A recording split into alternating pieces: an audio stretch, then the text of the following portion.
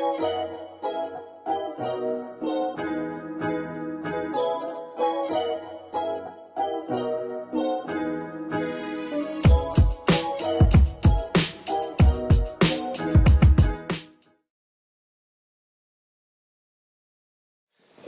Maître Salim Bolaki, avocat barreau de Paris, je suis membre du board d'UTP, United to Perform. United to Perform a été fondée par Doudou Chakfati, ancien footballeur international, engagé dans l'humanitaire. UTP est une association à but non lucratif, donc sous le couvert de la loi de 1901, qui a un objectif, celui de créer une plateforme qui désormais existe et qui a vocation à pouvoir accompagner des personnes visant à créer des projets, qui soient humanitaires ou pas d'ailleurs, et que cette plateforme soit vivante. C'est-à-dire que les personnes puissent mettre leur projet, participer en boostant le projet des uns et des autres, et en même temps récolter une partie, un pourcentage finalement des dons qui vont être faits dans les différents projets pour pouvoir bénéficier à leur projet et que ces dons-là aussi puissent bénéficier et booster la plateforme elle-même.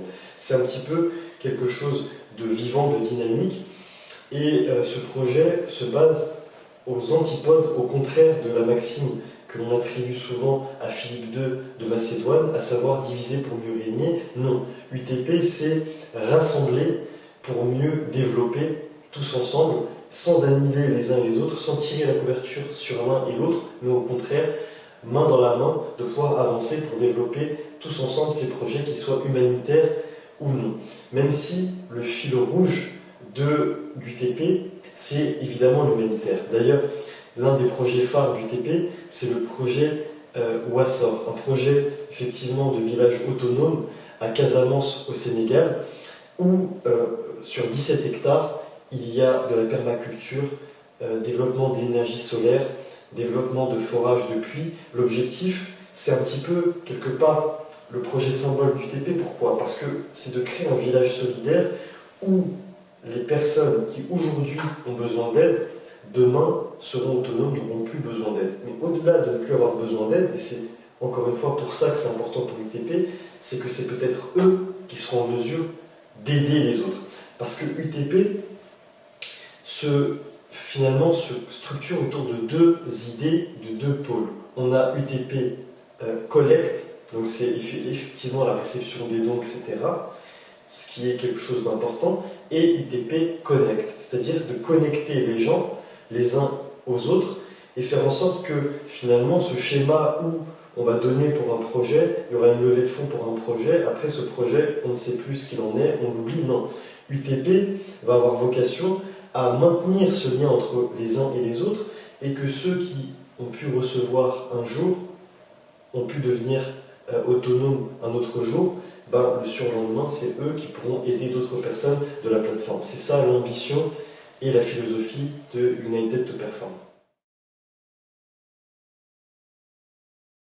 Sur le volet juridique, on vous renverra effectivement à la fois en questions, parce qu'il y a un certain nombre de questions, que ce soit en termes juridiques, fiscales, parce qu'évidemment, dans cet objectif d'autonomiser un certain nombre de populations et même les personnes qui s'engagent dedans, évidemment qu'en participant, en permettant aux uns et aux autres de collecter pour leur projet, vous aurez une part, un pourcentage qui va pouvoir vous être redistribué. Donc comment ça se passe juridiquement? Est-ce que c'est déclaré fiscalement ou pas? Toutes ces questions-là, on y répond de manière très claire et très précise dans la fois en question, parce qu'encore une fois, United to Perform, c'est un projet extrêmement sérieux qui est chapeauté par un avocat au barreau de Paris, par effectivement un professionnel de l'humanitaire, une association enregistrée, immatriculée auprès de la préfecture de police de Paris.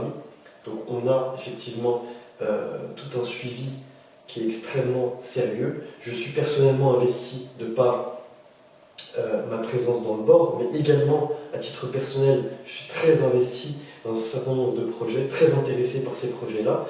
Et mon cabinet chapeaute le juridique du TP, mais également peut permettre d'accompagner un certain nombre de personnes qui sont sur la plateforme, des entrepreneurs ou des associations. On l'a déjà fait et on continue à le faire. et également pouvoir répondre aux éventuelles questions qui seraient suscitées par cette plateforme.